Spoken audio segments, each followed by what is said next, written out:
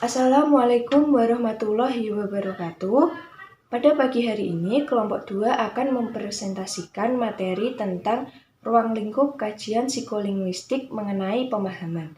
Sebelum kita membahas tentang pemahaman, izinkan saya untuk memperkenalkan anggota dari kelompok 2, yakni dengan saya sendiri Nur Ilfa Tamlika Makarima dan 3 teman saya lainnya yang bernama Dwiantoro Caraka Muda, Isma Mahliar Waida, dan Nadia Risma Budiyarti.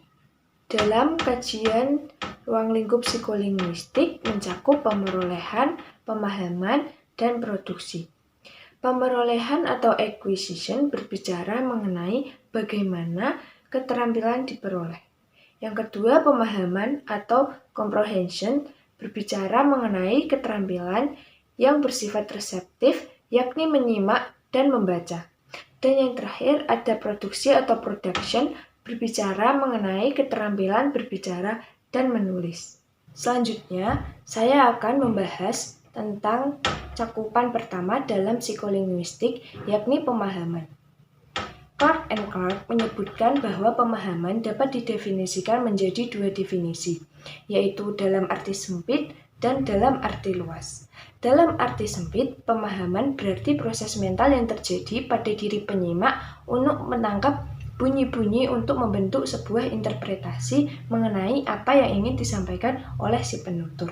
Sedangkan dalam arti yang lebih luas, pemahaman tidak berakhir sampai di sini, namun interpretasi-interpretasi yang diperoleh digunakan untuk bekerja. Misalnya, ketika mendengar sebuah pernyataan, mereka berusaha untuk memahami dan menyimpan berita yang dikandung dalam kalimat tersebut. Ketika mendengar sebuah pernyataan, mereka berusaha mencari informasi yang diminta untuk digunakan untuk menjawab. Dan ketika mendengar sebuah permohonan, mereka berusaha untuk memahaminya dan melakukan apa yang diminta. Singkatnya, penyimak umumnya berusaha memahami apa yang harus mereka lakukan.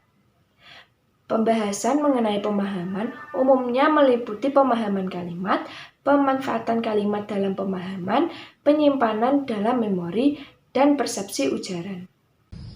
Selanjutnya, bahasa bukan merupakan satu sistem tunggal, melainkan dibangun oleh sejumlah subsistem, seperti fonologi, morfologi, sintaksis, dan leksikon. Maka pemahamannya cukup kompleks. Ditinjau dari fungsinya, pemahaman bahasa juga terkait dengan beberapa fungsi, yaitu ada 2, intrapersonal dan interpersonal. Interpersonal adalah penggunaan bahasa sebagai pemecah masalah, pengambil keputusan, berpikir, dan mengingat. Sedangkan intrapersonal yaitu adalah bahasa digunakan sebagai media petunjuk suatu pesan atau keinginan, seperti kalimat tanya atau kalimat perintah. Dengan demikian, di saat penutur melakukan pemahaman bahasa, maka prosesnya meliputi seluruh subsistem. Pemahaman bahasa merupakan bagian dari proses bahasa, yaitu alat-alat, materi, dan prosedur yang terdapat dalam mental manusia yang digunakan untuk memahami bahasa yang kemudian digunakan untuk memproduksi bahasa. Sehingga hal ini sangat berkaitan dengan persepsi manusia terhadap bahasa. Menurut Indah dan Abdurrahman, adapun yang dimaksud dengan persepsi bahasa adalah kemampuan manusia untuk menganalisis bunyi ujaran dan mengidentifikasinya sebagai suatu kata atau kalimat, serta menangkap ide-ide yang terkandung dalam kalimat tersebut. Ada konsep pemahaman bahasa. Konsep pemahaman bahasa ini tidak terlepas dari peranan memori. Memori tidak berada di suatu tempat khusus di otak. Adapun macam-macam memori.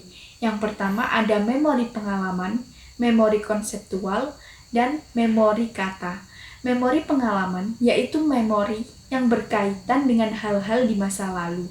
Memori konseptual adalah memori yang dipakai untuk membangun suatu konsep berdasarkan fakta-fakta yang masuk.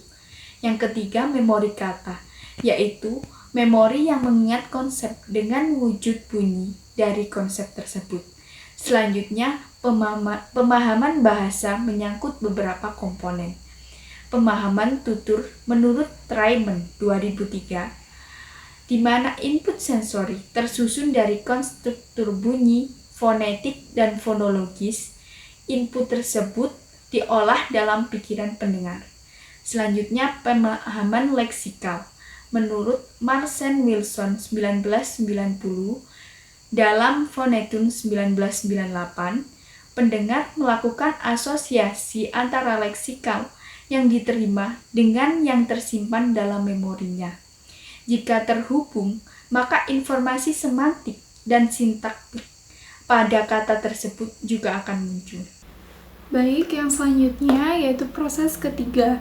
Proses ketiga menurut Fraser 1987 dalam Fontainebleau 1998 ialah proses pemahaman kalimat di mana pendengar akan menafsirkan kalimat berdasarkan konteks linguistiknya. Penafsiran berdasarkan konteks linguistik ini kemudian akan dikaitkan dengan informasi yang relevan yang sudah tersimpan secara permanen di memorinya. Kemudian yang keempat yaitu pemahaman terakhir menurut Singer 1994 dalam Phonetune 1998. Pemahaman terakhir ini menyangkut wawasan yang menggabungkan hasil penafsiran dari seluruh kalimat sehingga membentuk konstruk wacana secara utuh. Di sini pendengar akan mencoba untuk memahami wacana dengan menyimpulkan pesan yang disampaikan oleh penuturnya. Mungkin itu saja yang bisa saya sampaikan. Kurang lebihnya kami dari kelompok 2 mohon maaf. Wassalamualaikum warahmatullahi wabarakatuh.